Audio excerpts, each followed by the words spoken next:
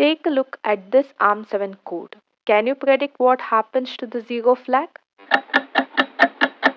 Let's solve it step by step. At first, R1 is loaded with the value 7, R2 with 1. Now look at this instruction. Add R3, R1, R2, LSL hash 3.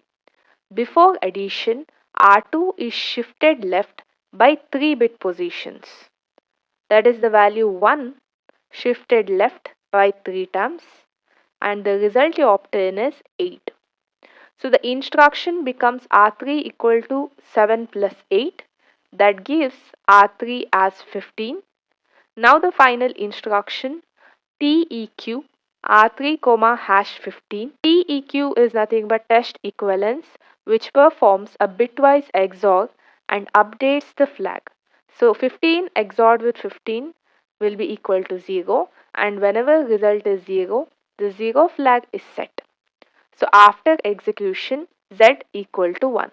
Now let me run the code and show you the final output.